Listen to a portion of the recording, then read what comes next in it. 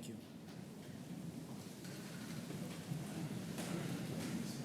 So before we begin tonight, we have regrets from Mayor Matheson, Councillor Beattie, and Councillor Burback. And I would like to also take this opportunity to welcome Ms. Thompson in her new role as Acting Chief Administrative Officer, and also welcome Ms. Dufault in her new role as Acting Deputy Clerk. So welcome both of you to your first meeting in those capacities.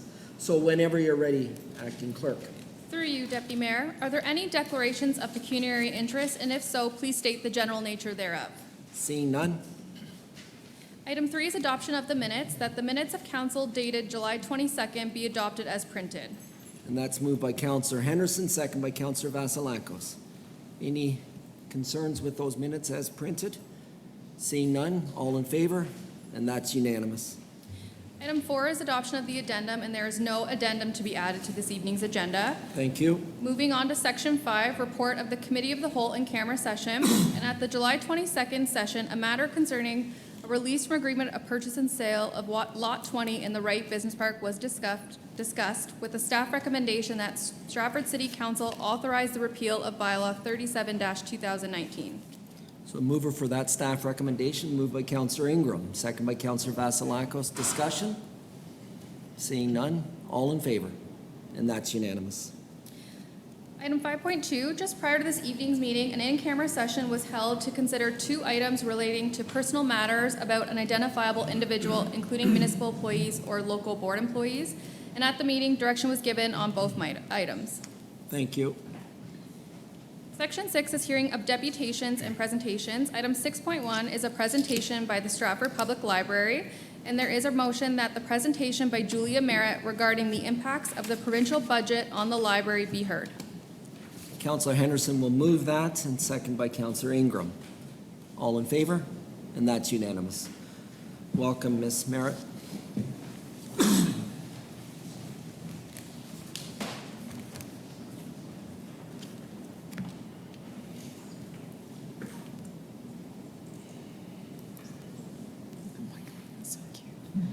Thank you all. Good evening. Before I talk about the budget, I would like to do a mid-year update. There's quite a lot going on in the library, and almost all of it is really good. So I will skip past this young lady with her very first library card and speak to the 2019 work plan that we had. So the 3 main items for 2019 and the library were to leverage the Perth County Information Network even further to address the pressures that we find ourselves all sharing across the county, namely financial limitations, increasingly high service expectations, and the need to craft resilient libraries for the future. The second piece was to conduct an inventory and systems analysis to review our facilities, programs, services, and human resources. In that same vein of crafting a resilient library and understanding that we are working within a disrupted economy and a vastly different future, we want to explore what the ideal or best service levels and best practices would be in Stratford, and then to explore the various models of service that would potentially be appropriate for Stratford. And the third piece was to continue with our marketing and advocacy efforts to ensure that the library's value proposition continues to be understood and strong. We've had a lot of success in 2019 already. Program attendance is up 25% across all ages from January to July, so not just the Summer Reading Club. It is now becoming routine to have more than 100 people attend a program for the library, and that's for varying ages, not just children, and we are actively pushing the boundaries of our partner spaces that we have been using. Summer Reading Club, specifically, though, this summer is being used, or there are 260% more children participating than last year, and 71 of those participants have never participated in the reading portion before. Oh. Circulation is up over last year. We are continuing to reverse the trend that we're seeing in the majority of the province, which is either flatlining or declining. Stratford's peaked in the 2008, 2009, 2010 recession. It has gone down slightly since then. It is now back on an upswing versus the province, which continues to flatline. And we've also seen an increase in walk-in traffic over 2018 year to date, which does not include the thousands of people that are attending the programs which are being held off-site. That is only the gate count through the door every day. That is up as well. We're continuing to explore and expand our partnerships. We have, for example, this year now, new community artists being featured on the walls in the library. We're partnering with the Perth District Health Unit to host the the Caregiver Connection Group, which is for people who look after those with special needs in their home, whether that is an intellectual disability or a physical health ailment that they are in home and being looked after by family members. We participated extensively in Trashin Week. We are partnering with local breweries and restaurants to host programs such as Pints and Pages, which is a book club, and Booktoberfest. We are working with the local community food center to have a seed library in-house and to deliver programs on food security and food literacy. We're also expanding our intergenerational program offerings in places such as Anne Hathaway and Greenwood Residence. New this year also is live streaming and on-demand recording of programs. Our first live streaming event was actually the school board trustee candidates debate for the fall 2018 election. The actual event was hosted at the library, and although very few people attended in person, more than 3,000 people viewed the candidates' platforms online. Since then, the library has live streamed an additional 4 adult programs with over 6,000 views. So we're seeing how we can use live streaming as a tool for civic engagement and community participation. We're also expanding our educational offerings with lynda.com and Gale Courses, which host everything from accounting and coding to people management and photography classes. Some of them are instructor-led and some of them are self-led through video and print. So there's different modalities, different types of learning opportunities for people to improve their own skill set on their own. We're playing around. I say playing, but because it's lots of fun, we're doing a lot in the marketing and advocacy realm. In terms of marketing, we've been using the theme of our staff as our rock stars and featuring them on billboards, local restaurant table toppers, and the radio.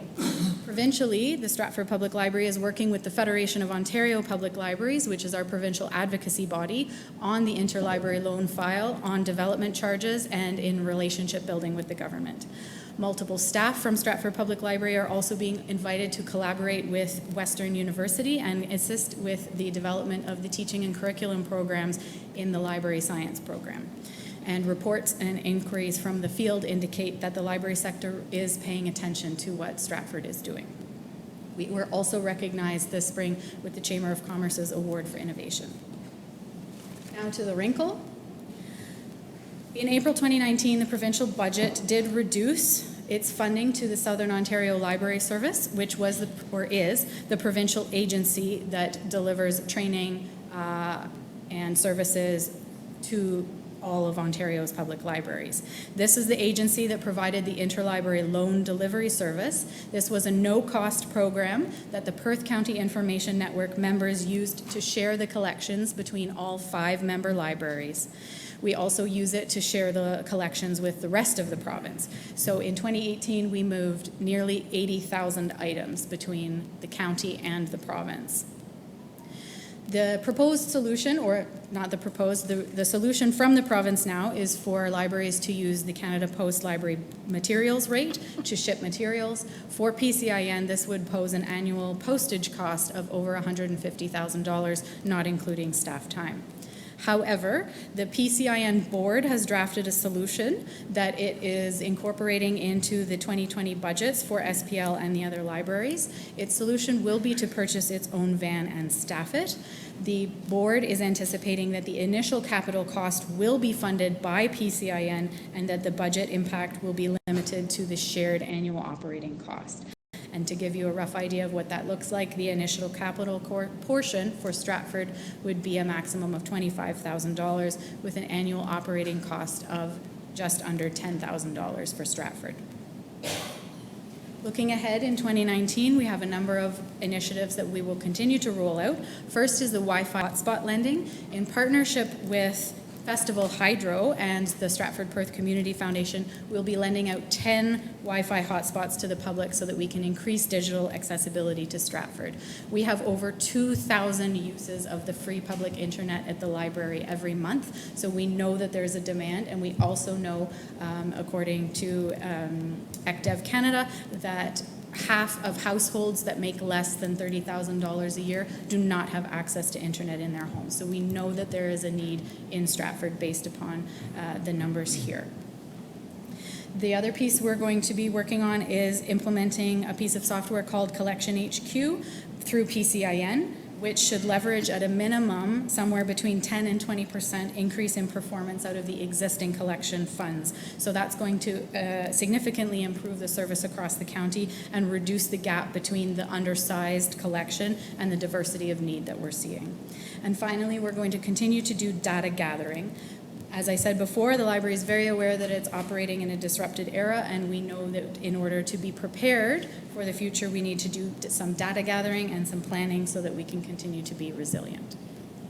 And with that, I will say thank you and happily take any questions. Any questions? Councillor Henderson. How much does it currently cost for the interlibrary to work for the year? Like you're saying, the vehicle's $25,000, and annual cost to be $10,000 after. So Correct. what was it before? 0.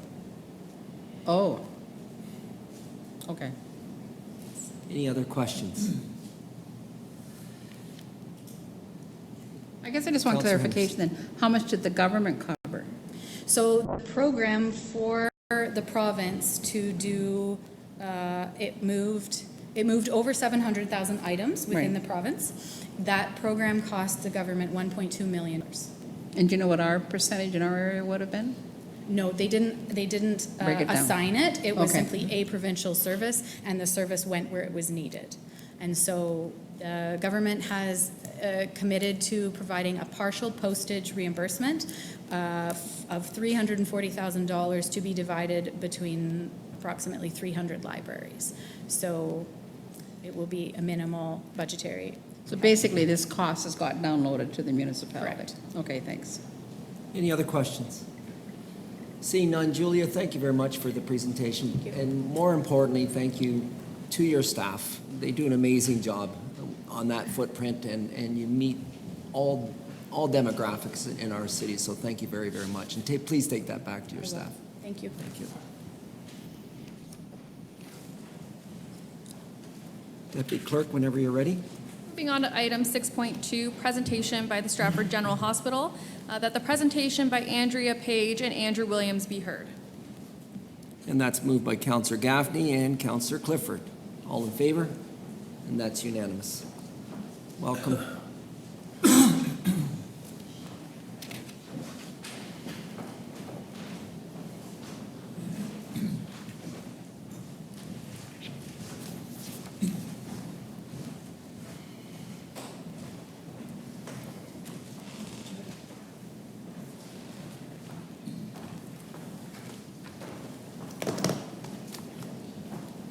Through the chair, thank you, Deputy Mayor and councillors, for a further opportunity to speak with you about the impact of philanthropy on our hospital and the impact of giving on our local health care. I want to take a moment to acknowledge a number of people in the audience that are here to support us. They're both Foundation Board members and You're in Perth Healthcare Alliance Board members. Matt Rees, Bob Gulliford, Joseph Frank, Hugh McDonald, John Wolfe, Carrie-Ann O'Rourke, Ron Lavoie, and Jack Alblas. Thank them for coming along too, because they're really our volunteers, and they're the ones that take a lot of time and effort to bring our hospital one step further.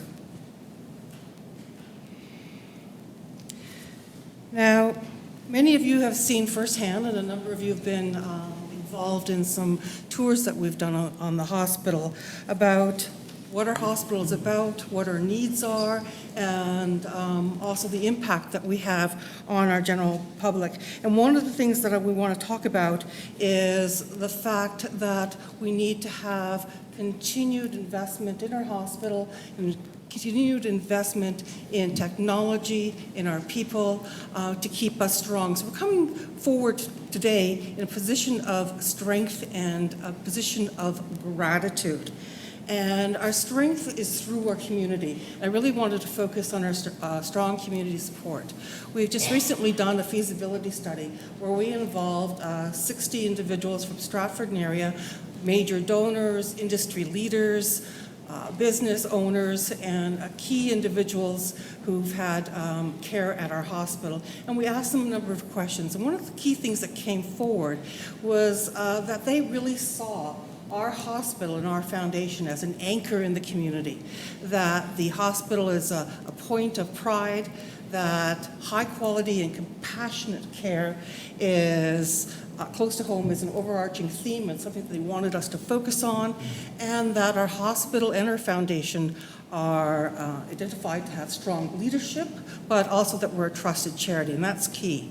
They really were focusing on making sure that not only is our hospital available to give care now, but into the future. And one of the key things that came out of this feasibility study is all those who were interviewed were very focused on giving to the campaign and volunteering for the campaign. And that's quite unheard of in a feasibility study. And in fact, in that feasibility study, there were individuals who self-identified gifts of more than $5 million. So that was a really good point of strength going forward in regards to our upcoming campaign. Now, Stratford General, it punches above its weight. It is a secondary care center, major training for Schulich and Western, top performer in the province for MRI access, top 5 performer in the province for CT access. But to continue to punch above its weight, we really need to look at an investment in infrastructure, making sure that we have the right space for care, the right technology, focusing on high tech, but also high touch care, and bringing in support and key equipment so our staff, our physicians, our caregivers have the tools to do their jobs. So when we're focusing on numbers, we know that HPHA has a tremendous impact throughout Huron and Perth, but I want to take it a little bit closer to home, to Stratford, and focus a little bit on the emergency department and ER visits. Just in the past year, 57% of those who visited our ER were from Stratford.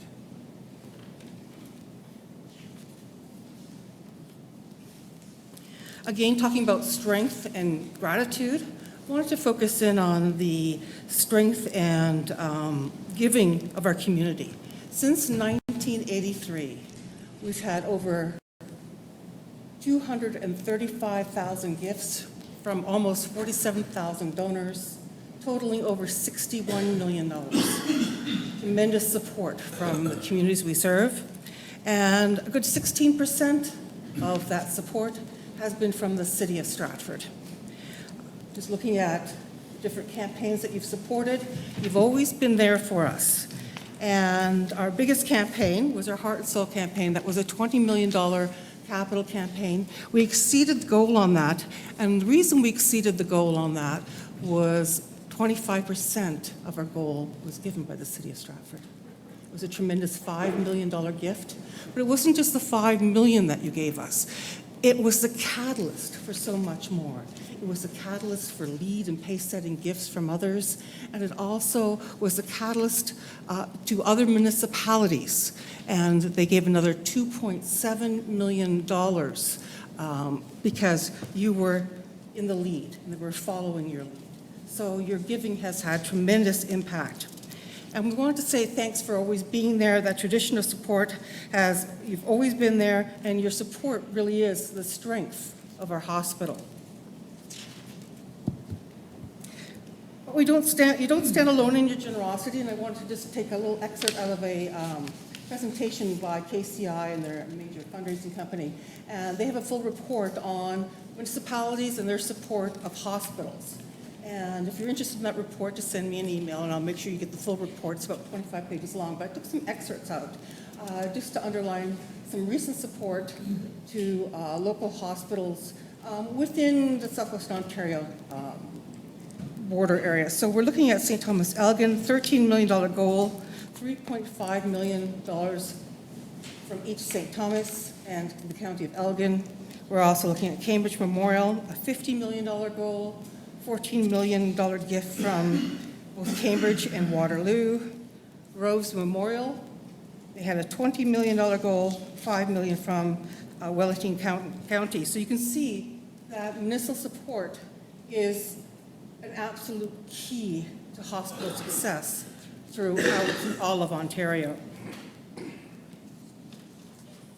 So the Heart and Soul campaign, again, the campaign would not have been a success without you, so we're here in extreme gratitude for your gift. And we're looking at the new North Wing, and the new North Wing actually turns 9 years old this month. So we keep calling it the new North Wing, not new anymore, but it's had tremendous impact, and your gift has had tremendous impact. I've got quite a few slides here, so I'm going to flip through them, but just to give you an idea of that impact. An emergency department in the last 9 years, 228,970 patients. When you're looking at surgeries and day surgeries, 19,000 inpatient surgeries, 89, almost 90,000 of day surgeries in the last 9 years. And that's throughout all of the areas impacted by the Heart and Soul campaign.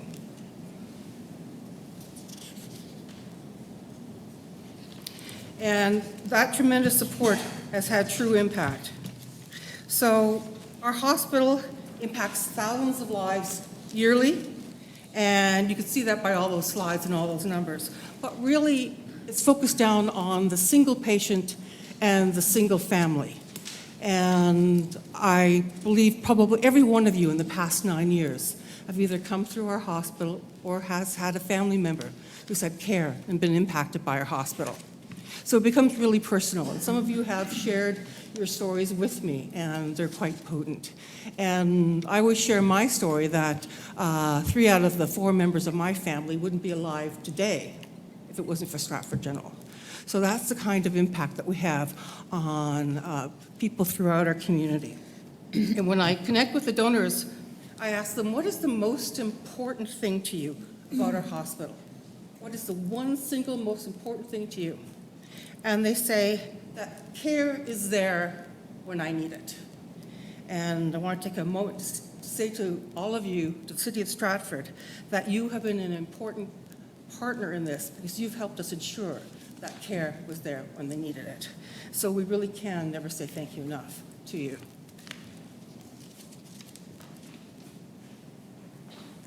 Thanks, Andrea, and thank you very much for allowing us here this evening. Seems a bit odd for me to stand up here and have a quote of me on the screen, but I'm actually tooting your horn because we're often asked as we go across the province and the country, how do we raise the funds that we do locally? And we're always very quick to highlight our leaders, and you are always at the top of that list. So I want to acknowledge you for that and what you saw through Andrea's discussion, what we have today, the tens of thousands of procedures that we're doing. Each one of those has a bit of the City of Stratford in them and in the success. So kudos to you for what you've done. And when you look at past success and you look to the future, obviously we need to not lose sight of the fact that we're ever changing. And when we look at businesses, and it was a great presentation from the library today, because I would think that more businesses than not are changing, but none really as rapidly as libraries, and none as rapidly as healthcare. When you look at the last number of years, when I started my career here, no CT, no MRI, no digital anything, no internet, everything has changed. And absent of staying on top of that, it's really difficult to continue to provide the high quality care that people expect. We are just putting in place in our lab a new piece of equipment that will diagnose sepsis in hours versus days. and that's life-saving technology. We have robots that are doing surgery now. We are providing care remotely. All things that have really changed the equation in healthcare, and something that we're really keen to continue to lead as an organization. When we look at the campaign that we're getting ready to launch, it touches on a number of different areas, and you have the slides in your package, and there's a lot of information in there. And we apologize for giving you so much, but I think it's really important that you sort of see the depth and breadth of what we're focusing on. But we have new and replacement equipment and technology as a major piece of this. We have a lot of equipment that's upwards of 15 years old, and that needs to be replaced. What people lose sight of is that most of our high-tech equipment is simply computers, right? That's what an MRI is, that's what a CT scanner is. And if you were to go to a university and see 15-year-old computers in the library, you probably would not think highly of it, and we're no different. So everything needs to be refreshed and renewed. We're really excited with facility renovations we're doing. We're finally going to be able to redevelop our chemo unit and talk about a program that hits close to home for a lot of people directly and indirectly, with design opportunities to co-locate with our pharmacy, which improves access to care. Our lab is going through a renovation as part of this program. And then we're investing in people. And we sometimes lose sight of the fact that you can give people the tools, but unless you also support them with the ongoing education, you don't fully maximize the tools that you provide them with. Now, we as an organization, we sort of have three platforms that we focus on all the time in all of our decisions: people, partnership, and performance. And I sort of break it down into its most simple terms, and that is healthcare is people looking after people, right? It's people providing care to people. It's people within the organization looking after themselves. Partnerships is people looking after people in a seamless way. If you talk to members of the community, some of the greatest frustrations that they have are moving from one sector of healthcare to another. So our organization is really trying to take a leadership role in that. And then performance is about people looking after people in a seamless way with the tools necessary to excel. And we are very committed to that, and that's obviously the focus of our discussion and dialogue today. Lots on this slide, but the point that I want to reinforce, and I want to acknowledge and thank you and every municipal government out there for the support that you provide, not only to healthcare, but to so many local causes. And I know that there's often a question, why should we, when it's a provincial responsibility, be faced with raising funds locally for healthcare? And that's a fair question, but it has consistently been that way for as long as I can remember. Our most recent redevelopment campaign, the government paid 90% of the capital costs for the building, construction costs. We raised 10% locally, and then we had to buy all the equipment. We had to buy the entire MRI. So there has always been a local expectation to raise funds. And as I said earlier, and as Andrea showed with some of the slides, we really have led the province in stepping up to do that. In fact, we even have to raise money to run the organization. We get about 80% of our funding provincially to run the day-to-day operations of the HPHA, and all hospitals are similar, plus or minus. So things like preferred accommodation, parking revenues, food, things like that help supplement. Our fundraising dollars, though, exclusively go into equipment, facilities, training, and support, never into the day-to-day operations. But I think it's a really important thing for people not to lose sight of, that all hospitals in the province depend on their local communities to really excel to the greatest level possible. So just very quickly on the people side, we did orientation this morning actually with new kids, and they are kids, right? They're a third my age, which is really just depressing. But if you were to ask a nurse who's just come out of a 4-year program, what you learned in day 1, how applicable is it in year 4? And they would say hugely different. A physician, day 1 versus year 8 when you graduate, it's hugely different. So a huge piece of what we're trying to focus on with our campaign is providing the infrastructure and the supports, the educational supports, the online tools to make sure that our team stays current as technology changes and evolves. We have a couple of tools, and again, going back to the library presentation, tools like UpToDate, Elsevier, which are online, evidence-based healthcare resources that our team can access when they have a question. And if you Google certain questions in healthcare, you get millions of answers, right? You need to know that when you go to information, it's been vetted, it's appropriately supported with the research, and is going to influence your decision making. So very committed to that as part of this, this program forward. Partnerships, we've talked a bit about that, and we were here actually a few months ago talking about family physicians and the relationship that family physicians have with the HPHA. And as we attract specialists, and specialists come because they have the tools here, it strengthens the fabric for our community family physicians and their comfort level in providing care. We're a strong leader in all of our partnerships across the region, and as one gets stronger, we all get stronger. And if you're following the province, and we're going to ask to come back in the fall and give you an update on the Ontario Health Team discussions that are changing the landscape of healthcare. But it basically, it sinks or swims on the relationships and the partnerships that you have. So very important for us to strengthen that and make sure that we're continuing to work proactively with our partners and give them the supports and the tools that they need. Nothing really probably speaks to transformation more than the cell phone.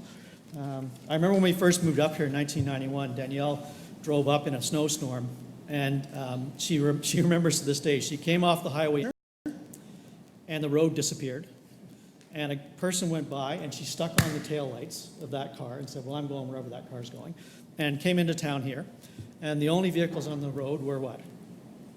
Snowmobiles. So the first question she said to me is, where the heck have we moved? But she had, her staff had given her one of those big cell phones. Remember the ones that sort of were about 6 inches off your ear?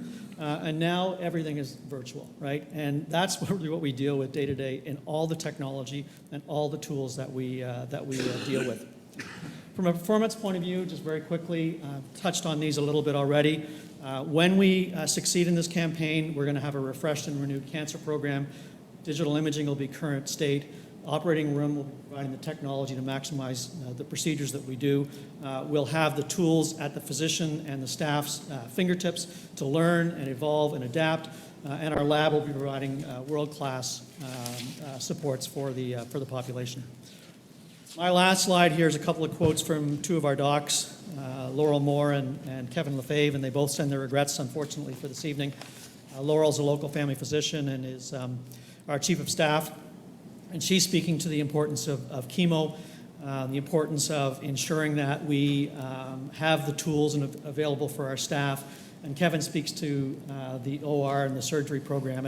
And having been involved and here for the recruitment of every single one of the surgeons we now have in the organization in Kevin's program, I can absolutely guarantee you that one of the first things they look at are the tools that they'll have available to them, and equally the commitment that we bring to the table to continue to evolve those tools.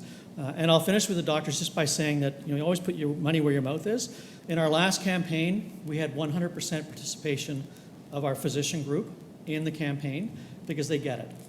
And they get it and they understand that absent of their leadership and absent of leadership from groups like the City of Stratford, we aren't going to have the resources that we need.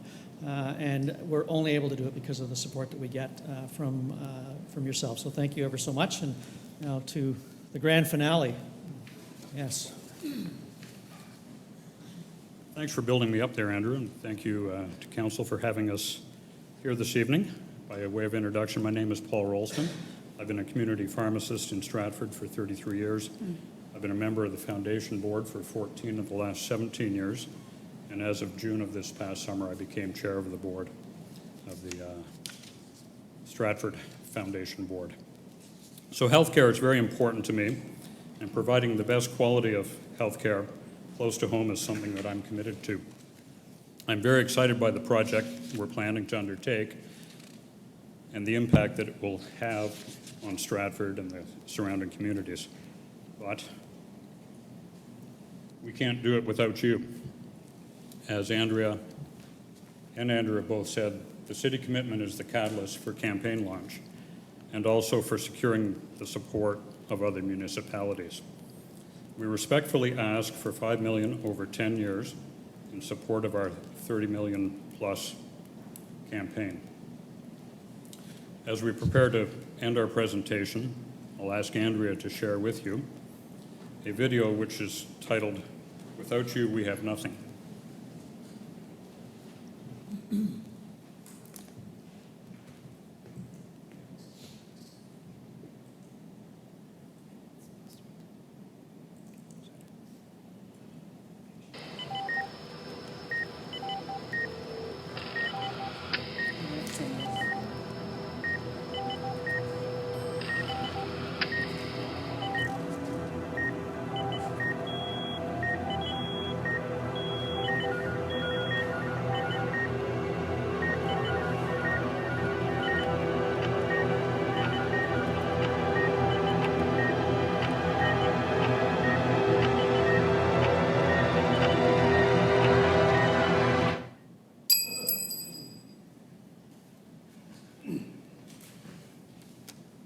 As it says, without you, we have nothing. We can never say thank you enough.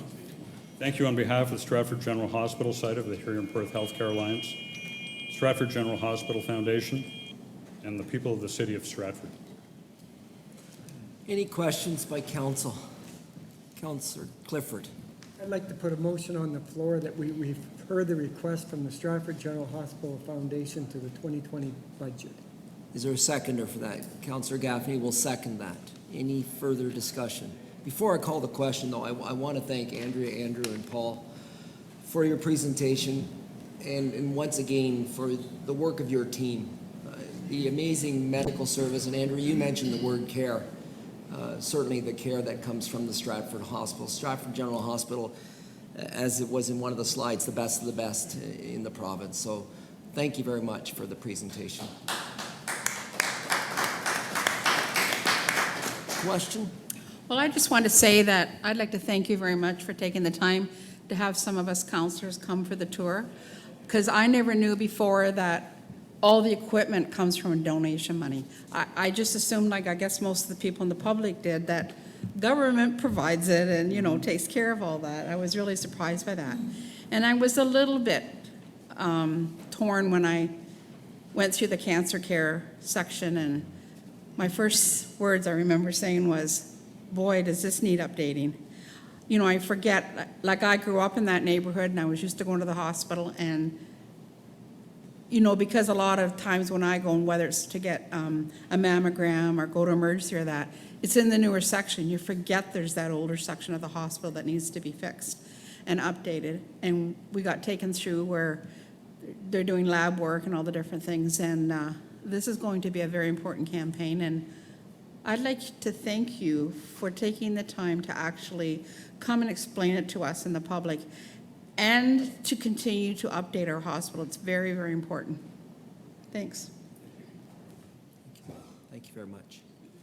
So there is a motion on the floor, moved by Councillor Clifford, second by Councillor Gaffney, to refer this request to the 2020 budget. Any other questions with regards to that? Seeing none, I will call the question. All in favor? Any opposed? And that's unanimous. Thank you. Moving on to Section 7, Orders of the Day. Item 7.1 is a resolution for municipal significance. The Rotary Club of Stratford has requested designation of the 24th Annual Dragon Boat Festival as municipally significant for the purpose of obtaining a special occasion permit. The event will be held on September 14th, and city departments, including the fire department, indicated no concerns with the request. And there is a motion listed that City Council hereby designates the Dragon Boat Festival to have municipal significance for the purpose of obtaining liquor licenses, subject to the necessary permits being obtained, compliance with the city's municipal alcohol risk policy, and the required certificates of insurance being provided. So that's moved by Councillor Bunting, second by Councillor Ingram. Any discussions with regards to that motion? Seeing none, call the question. All in favor? That's unanimous. Item 7.2 is to proclaim October 24th, 2019 as Child Care Worker and Early Childhood Educator Appreciation Day in the city, in recognition of the education, dedication, and commitment of child care workers to children, their families, and the quality of life in the community. Councillor Seven will move that, second by Councillor Henderson. Any discussion? Seeing none, all in favor? And that's unanimous.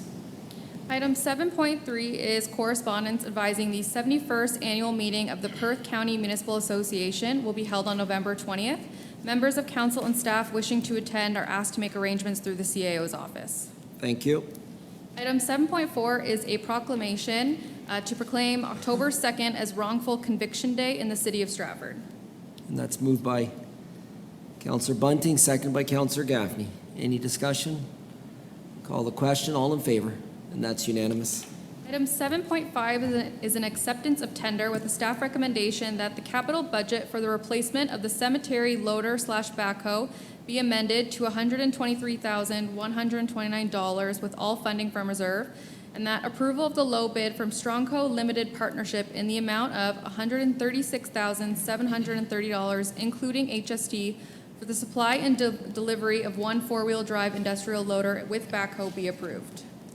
And that's moved by Councillor Vasilakos and second by Councillor Ingram. Any discussion? Seeing none, all in favor? Any opposed? And that's unanimous. Item 7.6 is a resolution with a staff recommendation that council amend bylaw 8-2009 to appoint Trevor Shawn as inspector under the Building Code Act for the city commencing August 19th, 2019. And that's moved by Councillor Ingram, second by Councillor Vasilakos. All in favor? Any opposed? And that's unanimous. Item 7.7 is an acceptance of proposal with a staff recommendation that the capital budget for the supply and installation of playground equipment at Shakespeare Park be amended to $103,786.23 with all funding from reserve, and that the bid from Park and Play Design Co. Limited in the amount of $115,250.04, including HST, for the design, supply, delivery, and installation of an accessible playground, including accessible rubber surface flooring, and the installation of an accessible pathway at Shakespeare Park be approved. And that's moved by Councillor Henderson, second by Councillor Vasilakos. Councillor Henderson. And once again, I'd like to bring up that I would encourage the Parks Board to add more money into the budget for playgrounds. Very hard to make a playground accessible with this amount of money. Thank you. Councillor Gaffney. Just for clarification, it's not the Parks Board that controls the budget on the playground equipment? Parks Board has no budget to spend. Thank you. I'm sorry, it's community services. Can we fix the record, please? Thank you. I guess. Councillor Clifford. And I was going to ask, and it's in the report, but the one they're asking for is the highest price, and it's out of the province. When we have Ontario suppliers, do we have to have the highest price and out of province, or is, if I could have someone explain that to me, why we had that choice? So Director through Samos. the Deputy Mayor, in the report, it lists what the evaluation criteria is, and it was done by the Parks and Forestry and Cemetery Manager and members of the Accessibility Committee. And in terms of cost, you certainly increase your play value in appearance by adding more money. And as for out of the province, I don't think we take that into consideration. Thank you.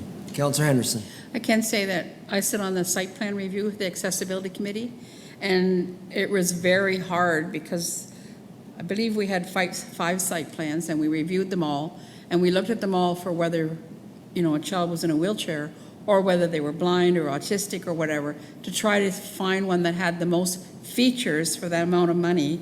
And we did not look at the price. We evaluated all the equipment, and then we made a recommendation. And like some of them, like we looked at some of them had other programs where they've done in other parks, even St. Mary's, say, and they're like 230,000, 330,000. So we're actually getting a lot for the little bit that we actually put in.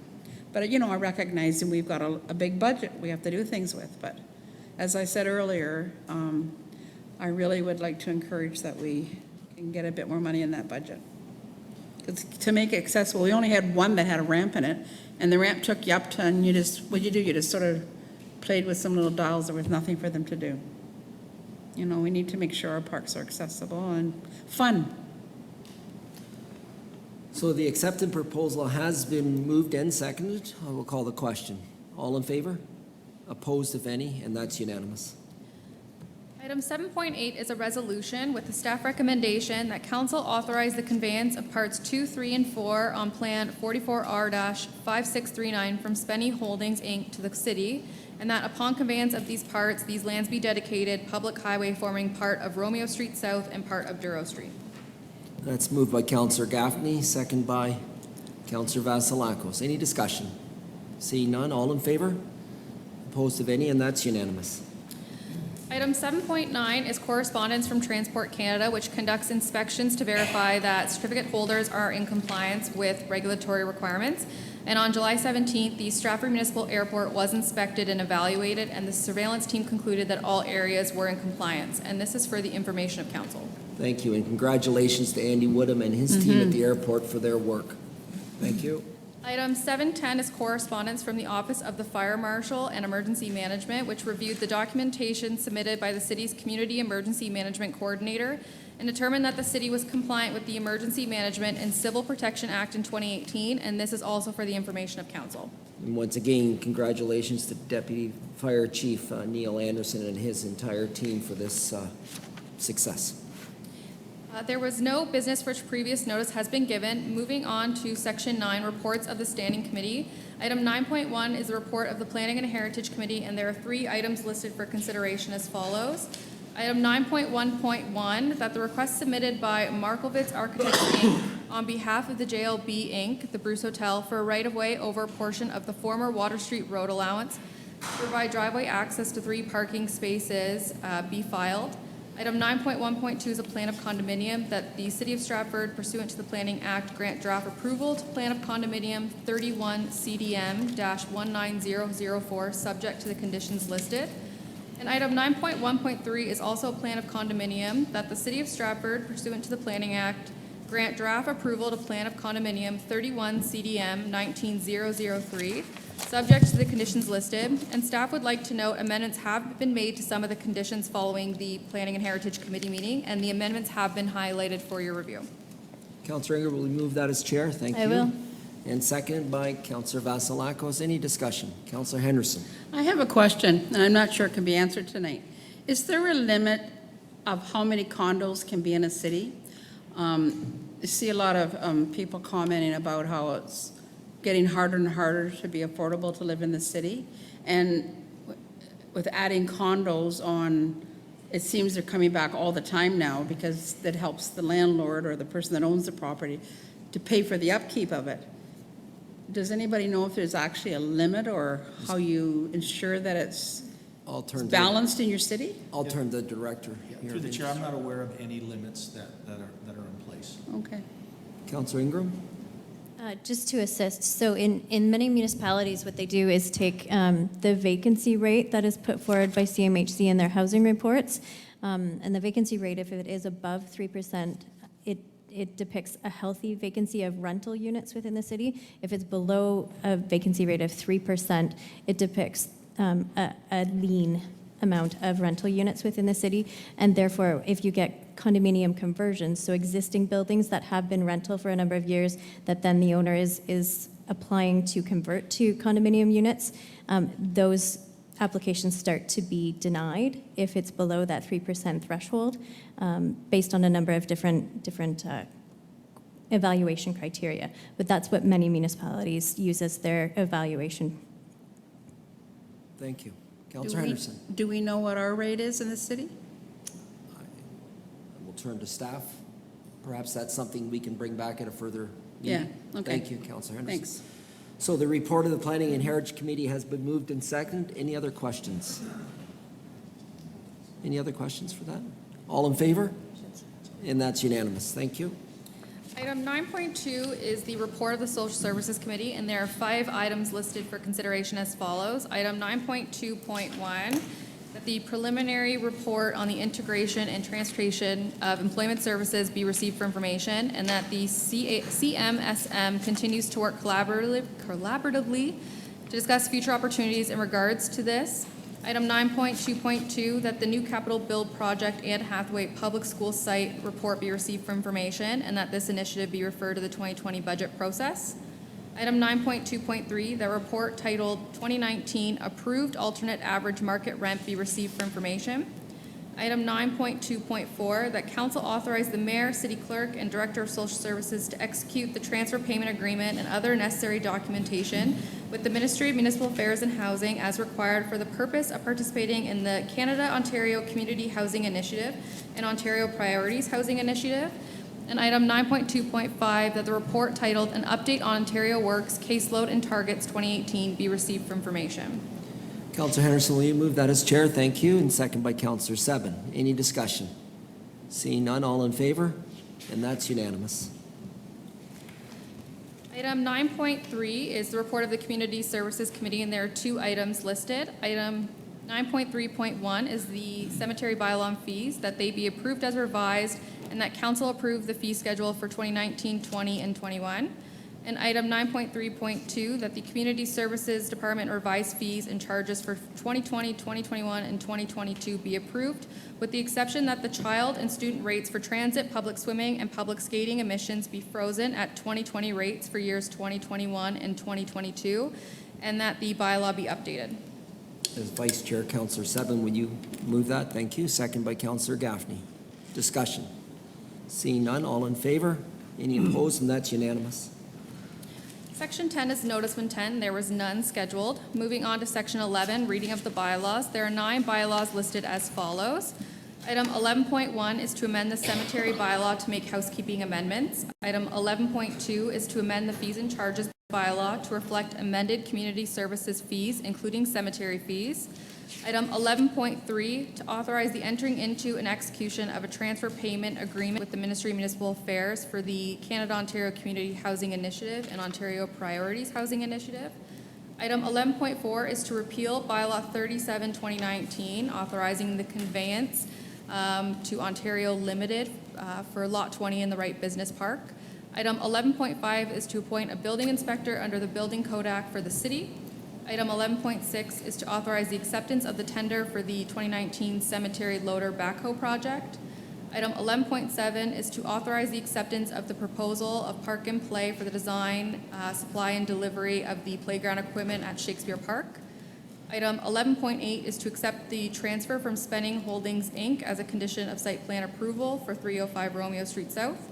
And item 11.9 is to dedicate Part 2 on Reference Plan 44R-5639 as public highway forming part of Romeo Street South, and Parts 3 and 4 on Reference Plan 44R as a public highway forming part of Duro Street. And these bylaws could be taken collectively upon unanimous vote of council present. So a motion to take those collectively, moved by Councillor Ingram, second by Councillor Bunting. Any discussion? Seeing none, all in favor? And that's unanimous. So a mover for the first and second time read, Councillor Henderson will move, second by Councillor Clifford. All in favor? And that's unanimous.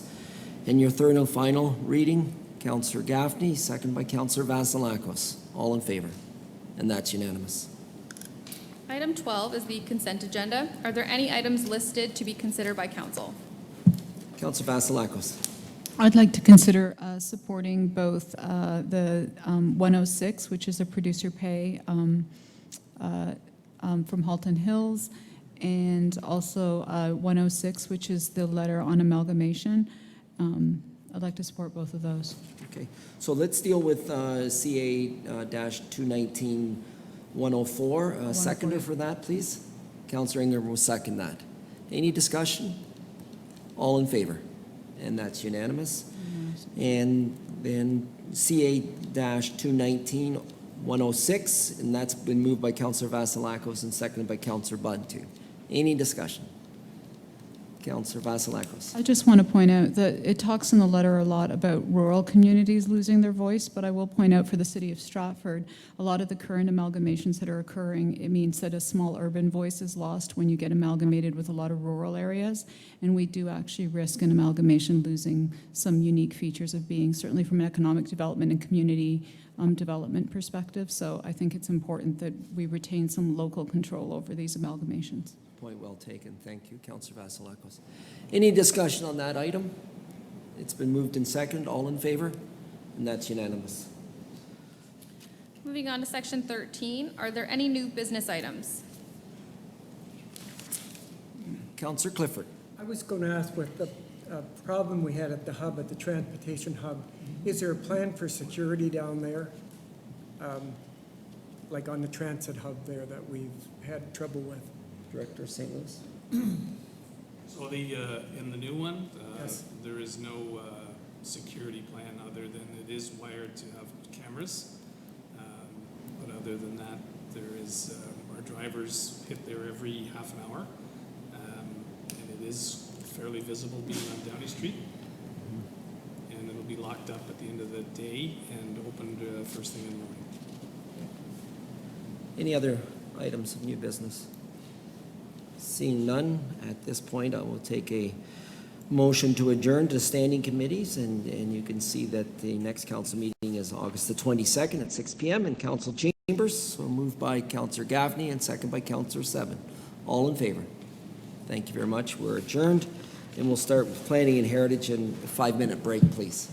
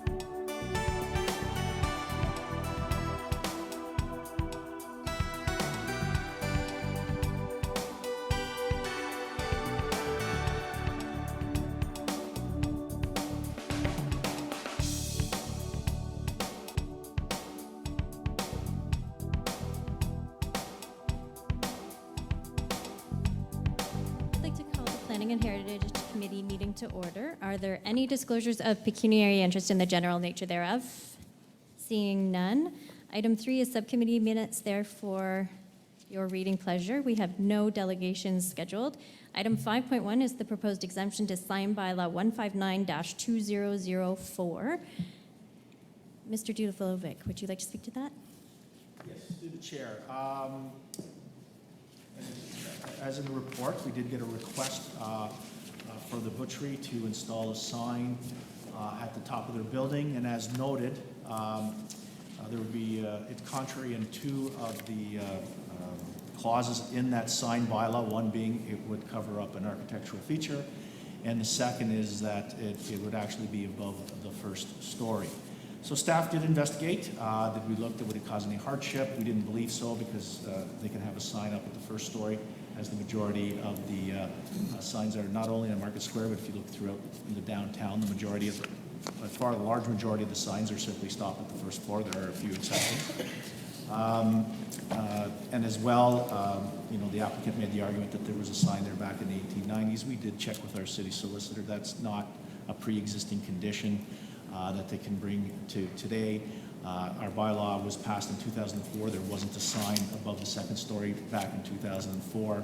As a matter of fact, we saw a picture from 1994 where there was no sign above the second story. Hence, staff's recommendation is that the request for the sign be denied. Councillor Clifford. I'll move the subcommittee's recommendation. Seconded by Councillor Vasilakos. Any questions or comments from committee? All in favor? And that's unanimous, thank you. Item 5.2 is the planning application fees review. Mr. Dulovic, did you have any comments on this item? Yes, through the chair. This is a request through council during last year's budget deliberation to look at the planning fees. Staff did do a review of our fees.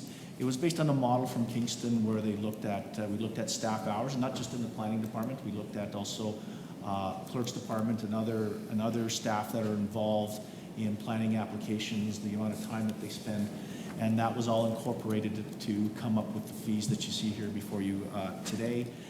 We also met with Stratford Area Builders Association. They understood some of the fees went down and others went up, and they understood that. Their only comments were about having a longer period of increase in the fees, but you know, they were talking 3 to 5 years, and we're suggesting 16 months starting in 2019 and 2020 to do the increases, because we are spending the time from a staff perspective in reviewing, in this case, the biggest increase would be under the subdivision applications, and there's a fair bit of time there. And the only other concern they had is that we have allowed for so many submission of drawings, and after a certain time there would be a fee, but then we would look at what is it staff generated, or it's because that there were issues from the submission from the consultant on behalf of the developer. So those are the two areas that we talked about. We did look at some other municipalities and how we compared to them. I know some members of the subcommittee did get some information with respect to Belleville and Orangeville. There's quite a difference between Belleville and Orangeville and then what we charge. We're more in line with Belleville, but Orangeville does charge quite a bit more on a number of their planning fee applications. And without going into details, we don't know how they come up with those type of fees. But as I said, ours is based on actual time spent by staff. And we foresee, depending on the number of applications we get, I think we identified a potential of, for a full year, of about, what was it, about $28,500. Any questions or comments from committee?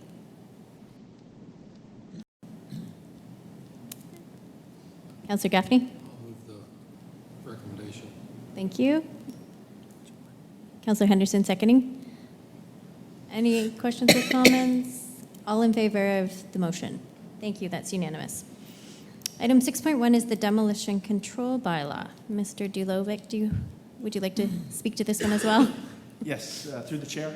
Again, this was as a directive from council with respect to the implementation of a demolition control bylaw, and as previously reported, we can only do it for residential properties. And as noted, we have met with SABA. Made some minor tweaking as a result. We did publish this in the Town Crier and Beacon Herald, and we received no other comments. Accordingly, staff is now recommending that we proceed with approving the demolition control bylaw. Thank you.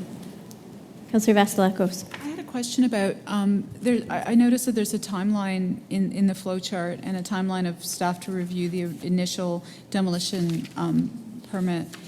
Is there a timeline for council to review? Like, if it happens to fall into that category of where council has to review it, is there a legislated timeline that we have to meet? Just on the process flow chart, it might be nice to add that information, and I couldn't find it in the actual bylaw, so. Yeah, through the chair, yeah, we'll have to get back to you and on the timing. There will be a limit on timing as to how long council has to consider it before they're deemed to actually have the demolition permit. It just might be nice on that flow chart to clarify that. Thanks. Councillor Henderson. Now, this is just for new projects going forward, or does it go back to ones that have been issued before? Through the chair, this is going forward from the Yeah. date of approval. Any other questions or comments from committee? I'll move the staff recommendation. Moved by Deputy Mayor Ritzma. Do I have a seconder for the staff recommendation? Thank you. That's Councillor Vasilakos. All in favor? And that's unanimous. I will take a motion for adjournment, please. Councillor Clifford and Councillor Bunting. All in favor? Thank you.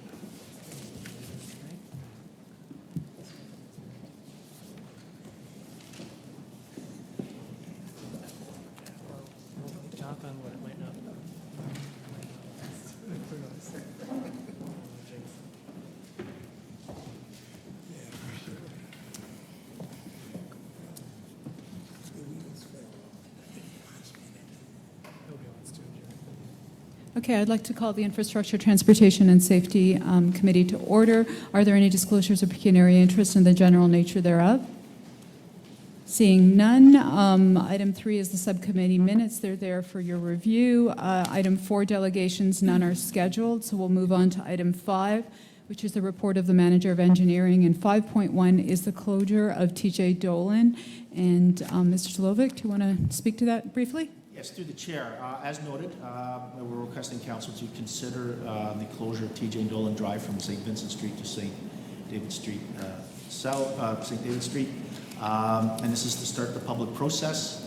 We've already had, when it was at subcommittee, it was reported in the paper, we already had one of the owners come forward right close to St. Vincent Street South to ask if we could move the closure a little further away from their garage and start it there.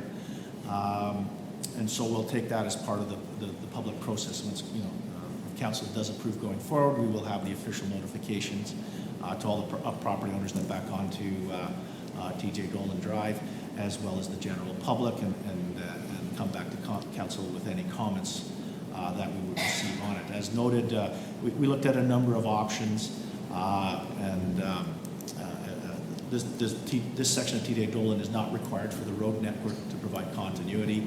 And so hence staff are recommending that we close it as a road and that we convert it to a multi-use trail. Okay. Are there any questions or a motion? Councillor Bunting, you move and Councillor Ingram, you'll second that? Councillor Gaffney, you have a question? Yes, through you, Madam Chair. I was thinking about this on the weekend, and I took a look around down through there, and would there be some value at looking at cul-de-sacing St. David right there and continuing this trail right over to John Street? Because really the piece that's going to be left is a shortcut to that end of St. David. You know, it's not like it's a real need for the traffic to flow through there. Through the chair, we've already had internal discussions on that from a staff perspective. And we were just waiting for this to go through first, and if it's well received, staff are thinking about coming back and closing the next section. Oh, Apologies. No, that's okay. No, but we've had that discussion, and we looked at it and saying, it probably makes sense to close the whole section and convert it to a multi-use trail. Okay, thank you. Great, thank you. So are there any other questions? If not, I'll call the question. All in favor? Opposed, if any? And that's carried. Thank you. So next we have item 6, which is report of the events coordinator. And 6.1 is a request for exemptions from noise control bylaw for the 2019 job site anniversary event. I think the report is fairly self-explanatory. Are there any questions for staff on that request? I'll move it. Councillor Henderson, you'll move it? Councillor Subban seconded? Okay, any questions? Seeing none, all in favor? Opposed, if any, and that's carried. And then 6.2 is another noise exemption for the hub event on September 14th and September 15th. And this is a new item, was it? I don't know that it was on subcommittee, so did anybody have any questions on it? No, you'll move it? Councillor Gaffney? Staff recommendation. Councillor Henderson? I'll second it. Okay, any questions? Seeing none, all in favor? Opposed, if any, and that's carried. And then we have a report of the deputy clerk on the traffic and parking bylaw proposed amendments. Is there staff who wants to speak to this briefly? Yeah, Ms. Defoe? Through the chair, this is a follow-up report to address additional housekeeping amendments to the traffic and parking bylaw. The purpose of the amendments is to provide clarification on areas where angle parking is permitted and on the no parking provisions at bus stops. And any questions, or Councillor Clifford, you're moving that? Okay, Councillor Henderson, second Well, I'll it? second it, but I have a question. Okay, seconded and a question. So when it talks about transit, that just includes all transit, whether it's mobility or regular, right? Through the chair, it includes transit stops. The mobility is an on-call service, so there are no longer mobility stops within the downtown. So these provisions are specifically for Oh, I transit see bus what you're stops. saying there. Okay, thanks. Any other questions? Seeing none, all in favor? Opposed, if any, and that's carried. And then we have item 7.2, which is Simcoe and Morgan Street crossing guard request. And there was a staff recommendation that was discussed at subcommittee. Does anyone have any questions? No, Councillor Gaffney, you're moving? I'll move it, Madam Chair. Yep. Councillor Ingram, seconded? Okay, any questions? Seeing none, all in favor? And that's carried. And then we have 51 and 59 Campbell Court request for exemption to the city's traffic and parking bylaw. And does anyone have any questions for staff on that item? Councillor Henderson? Well, I just have a bit. I remember when they did the other apartment building at the end of that street and how much turmoil it cost for the residents there when they had to try to find parking somewhere else. And it is quite a jog all the way to the Rotary complex if you've got groceries and different things. I don't know. I'm just trying to figure out how some way we could, even if they had you could say 15 or to 30 minutes that you could park on that street so you could run your groceries or different things into the apartment building and then go park it, because right now it sounds like they won't even be able to do that. Only these 8 people with the permits, and I'm wondering if we should have a couple spots that are like a temporary parking spot for unloading only. So is there staff that could speak to that? Ms. Defoe? Through the chair, the purpose of the permits is really to permit overnight parking, so area residents could still use streets that are in the area to park during the day briefly. Oh, it's just the 2 to 6 o'clock part. Correct. Oh, okay, thanks. Perfect. Okay, any other? I'll move the staff. Okay, moved by Deputy Mayor Ritzma, seconded by Councillor Ingram. Any other questions? Seeing none, all in favor? Opposed, if any, and that's carried. And the rest of the items are for the information of committee. Motion for adjournment. Councillor Henderson and Councillor Subban, all in favor? Perfect, thank you very much.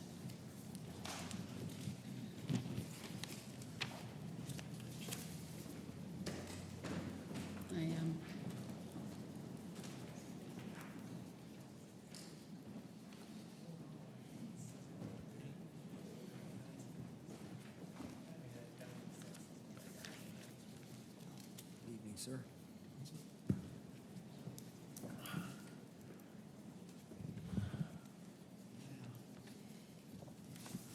I'll call to order this meeting of the Finance and Labor Relations Committee. Our regrets are noted. Disclosure of pecuniary interest in the general nature thereof. Seeing none.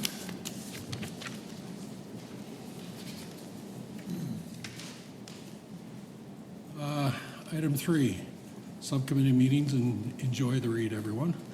Item 4, delegations, none scheduled. Item 5, report of the manager of public works. Item 5.1, purchasing policy exemption request for purchase of combination plow and sander trucks with wing attachment. Moved by Councillor Clifford, second by Councillor Henderson. Bonnie? I have a question. How come they only use these trucks for one season? Through the chair, this company that does it, that's what they like to do. They just want to do it for 1 year, and then they keep getting new trucks as they get contracts and things like that. Or maybe if they don't get a contract, they'll then sell the equipment. But, Oh, okay, I was just a little bit suspicious that they wanted to get rid of them after one season. The chair's noted in our report. Yeah. Our mechanics went through it, our operators went through it, and they found the equipment to be in excellent condition, and as noted, there's still warranty on this equipment. Good deal. Thank you. Any other questions? Councillor Ingram? So are we able to keep the 2 older units as backup units or for use during heavy snowfall events? Or Through the chair, we're actually trying to rationalize our fleet and not keep trucks we don't need. I mean, we're cycling out the old units because they are, 11 and 12 years old. We can't use them as front line. I'll talk to operations to see if they need one. There was talk of maybe keeping one of the units for as a backup. Yeah. But with these new units, we're not expecting any issues. So it's only when they start getting a little older, that's when you start seeing some more breakdowns. But then these units will be older as well. Thank you. Any other questions or comments? If not, I'll call the question. All those in favor? Carried. Item 6, report of the Director of Corporate Services. 6.1, delegating authority on tax matters. Move the staff recommendation. Moved by Deputy Mayor Ritzma, seconded by Councillor Vasilakis. Any questions or comments? I was just going to say that I like the idea of people's privacy when they run into trouble, and coming to council to have to actually say things like that in a small city like ours is really uncomfortable. So I was really glad to see the sensitivity around that issue. So just making a comment on that. Any other questions or comments? If not, I'll call the question. All those in favor? Carried. Item 6.2, operating budget variance report as at 30th of June 2019. Moved by Councillor Clifford, seconded by Councillor Seven. Any questions or comments? Seeing none, I'll call the question. All those in favor? Carried. For information of committee, I guess all the rest is I'll move adjournment. moved by Councilor Henderson, seconded by, sorry, taken a bit by surprise there. Councilor Vasilakis. All those in favor? Carried. Thanks, everybody.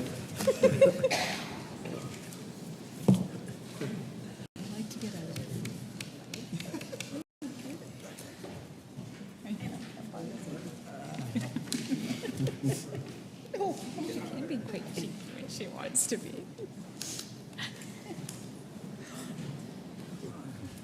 Whenever you're ready, Acting Clerk. Through you, Deputy Mayor, are there any declarations of pecuniary interest made at standing committee to be restated at the reconvened portion? Seeing none? Moving on to item 15.2, committee reports. Item 15.2.1 is the Infrastructure, Transportation, and Safety Committee, and there are 3 items listed for consideration. Item 6.1 and 6.2 are requests for exemption from the noise control bylaw for 2 events. And item 7.3 is the exemption to the city's traffic and parking bylaw request from 51 and 59 Campbell Court to permit 8 vehicles to park on Greenwood Drive, including overnight, and that Stratford Police Services be notified of this one-time exemption. Councillor Vasilakos will move that, second by Councillor Bunting. Any discussion? Seeing none, all in favor? And that's unanimous. Item 15.2 is the Finance and Labor Relations Committee, and there is one item listed, and it is the purchasing policy exemption. That council approve an exemption as per clause 42 of the purchasing policy to allow purchase of 2 2017 Western Start plow sander trucks from Gandal Rental Limited at a cost of $610,200, including HST. Councillor Gaffney will move that, second by Councillor Clifford. Discussion? All in favor? And that's unanimous. Item 15.3 is reading of the bylaws, and it is my understanding the only bylaw to be considered is the confirmatory. So a first and second reading of the confirmatory bylaw moved by Councillor Henderson, second by Councillor Vasilakos. All in favor? And that's unanimous. And our third and final, moved by Councillor Clifford, second by Councillor Gaffney. All in favor? And that's unanimous. And a motion to adjourn. Councillor Gaffney and Councillor Ingram. All in favor? Thank you very much. We're adjourned. Thanks.